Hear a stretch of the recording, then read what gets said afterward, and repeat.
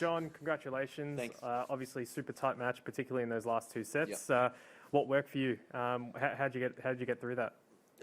It was. I started off really well. I don't think Feliciano served particularly well, and obviously that's one of his big strengths in the first two sets, but then he really started to turn it on with his serving and hitting his spots in sets 3 and 4. So when that happens, I had to look after my service games. I did that pretty well for most of the match, apart from the third set, and just created enough opportunities to eventually capitalize on one of them to close it out.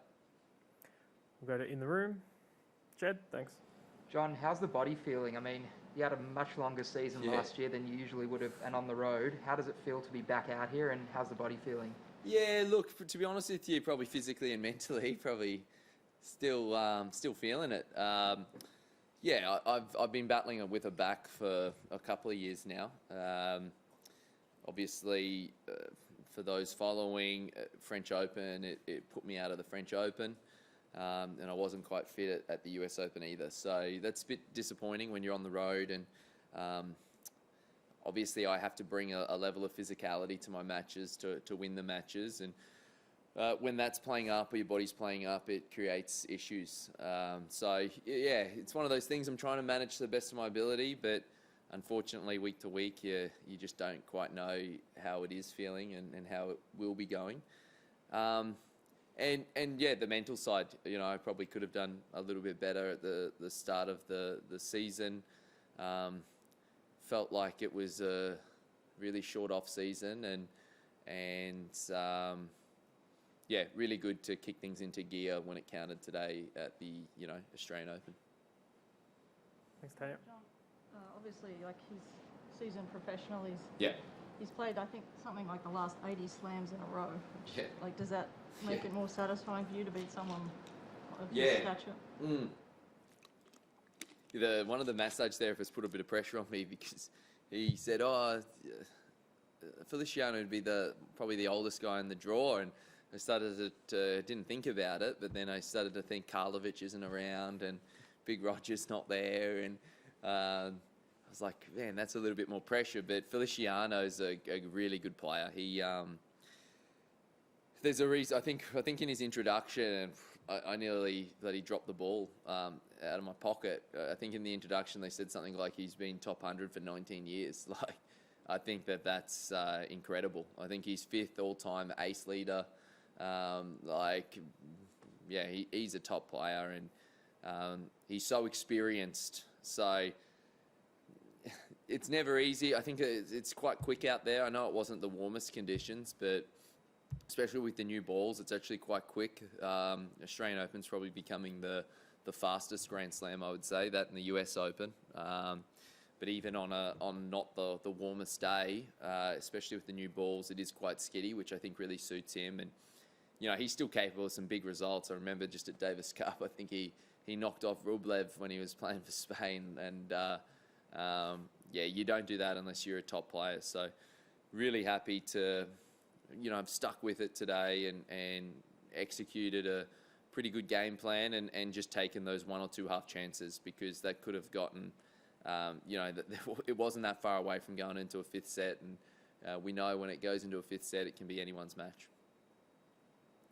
John, what did your off-season actually entail? Because you didn't have a long turnover between coming back home and then playing in Adelaide. Yeah. Did you manage to take any time off, or was it straight into training? So I flew home after Davis Cup, licking my wounds a little bit.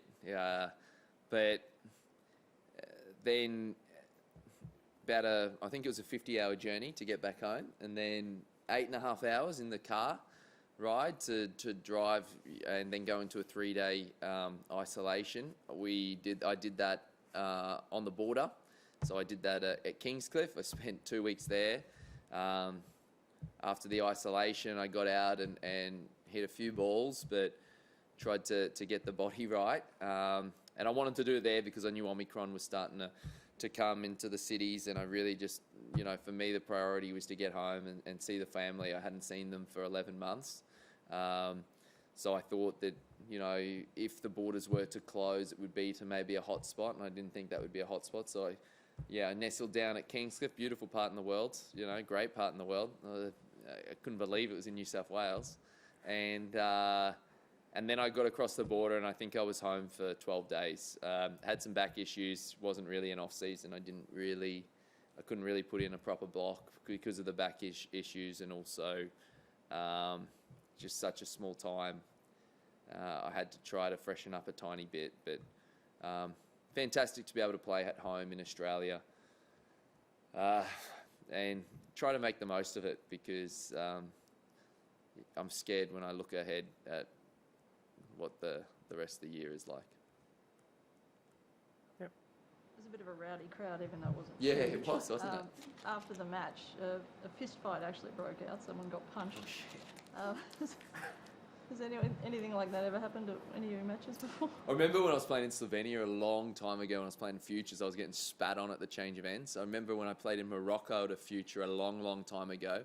I wasn't playing, I was playing in the tournament, but rival clubs or something, there was players were playing, and there was actually a fight on the court, single sticks, not with the players, but with fans. They came on court and they started hacking at each other, and then they all got in cars to do a rendezvous at a fight.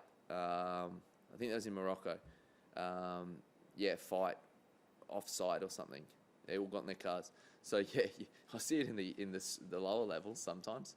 The crowd was a bit rowdy. I think everyone's had a couple of drinks and enjoyed themselves. I'll tell you what, look, obviously you don't want people throwing punches, because, we're the happy slam and meant to have a bit of fun. And that's obviously the most important thing. But it's so nice after being away for such a long year, 11 months, and to have some home crowd support. I'll take it any day of the week. I know it was rowdy, but I know for, the last 11 months, normally when you're playing away, you don't really have that support at all. So I'll take the support. Obviously, I'd encourage everyone to keep their hands and feet to themselves, but hopefully I can get a bit of a rowdy crowd and a crowd that gets behind me in my next one.